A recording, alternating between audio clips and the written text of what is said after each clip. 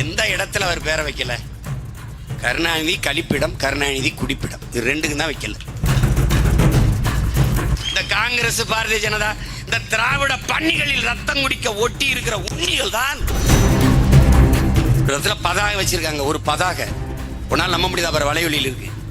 அதுல ஐயா மோடி படம் இருக்கு. ஒரு நாய் 15 நிமிஷமா அவரை பார்த்து குலைச்சிக்கிட்டு இருக்கு. நாய்க்கு இருக்கிற அறிவு கூட உனக்கு.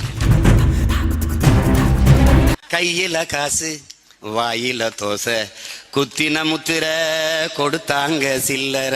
வாழ்க ஜனநாயகம், வாழ்க பணநாயகம், வாழ்க ஜனநாயகம், வாழ்க பணநாயகம். இதுதான். ஐயா இவங்கள மாதிரி கொடுமை. என்ன பாடியாச்சு, பேசியாச்சு, ஆடியாச்சு. எம்பிட்டு காலத்துக்கு கத்துறது? எம்பிட்டு காலத்துக்கு? இதயத்திலிருந்து பேசுங்கிறேன். அதையும் தாண்டி நாங்க ஈரக்குலையிலிருந்தும் பேசி பார்த்துட்டோம். ஒன்றும் சரி வரல. அதுல கொடுமை. ஒரு இடத்துல பதாக வச்சிருக்காங்க. ஒரு பதாக உன்னால் நம்ப முடியாது. அவர் வலைவெளியில் இருக்கு. அதுல ஐயா மோடி படம் இருக்கு. ஒரு நாய் 15 நிமிஷமா அவரை பார்த்து குலைச்சிக்கிட்டு இருக்கு. நாய்க்கு இருக்கிற அறிவு கூட உனக்கு இல்லை. உண்மையிலேயே குறைக்குது. நீ பாரு இருக்குது நாய்.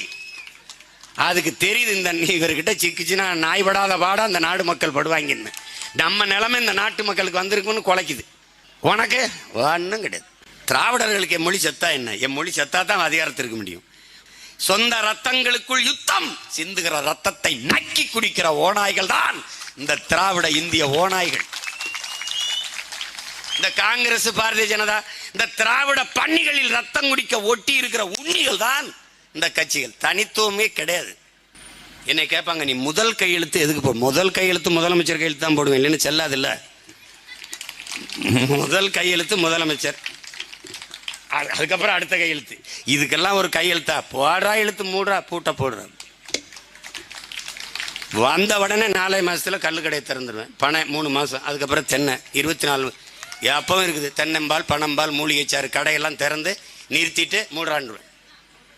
அவன் கோவிக்க மாட்டான். எங்கால போய் கல்ல போய் குடுறா போட, போய் குடிச்சு சந்தோஷமா போட. உழைக்கணும். சோம்பி உட்கார்ந்தான்னு வச்சுக்க, வீட்டு வாசல் வந்து பச்சை மட்டையை வச்சு வெளுத்து விட்டுருவேன்.